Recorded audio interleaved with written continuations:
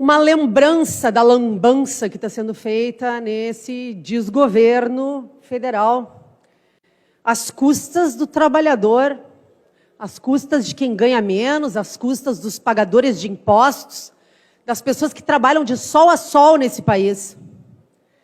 O excesso de gastos de Lula só no início do ano. Vamos deixar bem claro aqui que aquele papinho de ser contra sigilo de 100 anos é tudo, ó, balela e blá, blá, blá.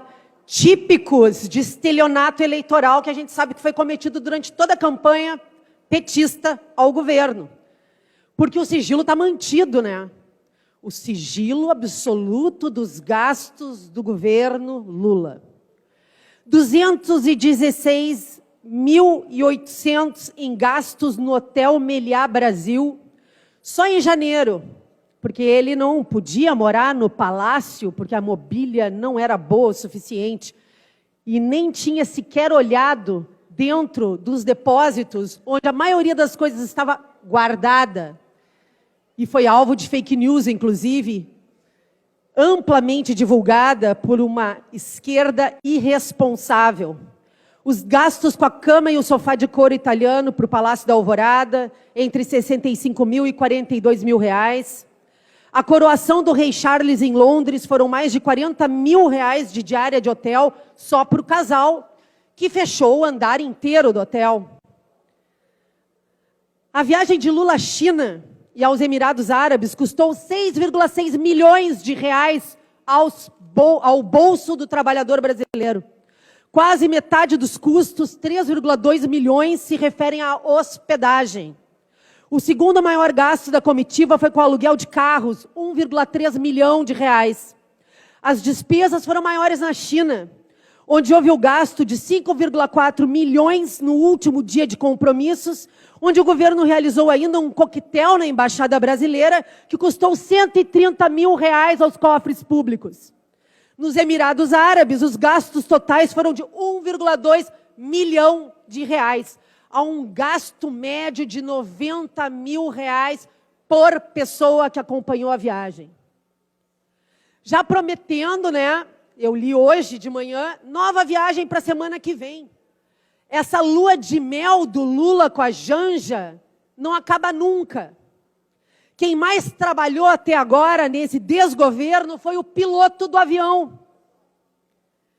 É de rir ou é de chorar? Não é de chorar, porque enquanto o trabalhador ganhou R$18 de aumento do salário mínimo, esse governo vive de luxo e de esbanjar mordomias, recursos de cartões corporativos, e tudo no sigilo dos 100 anos. Desde que assumiu a presidência, Lula já esteve em 8 países. Trabalhar de verdade que é bom? Necas. Nada.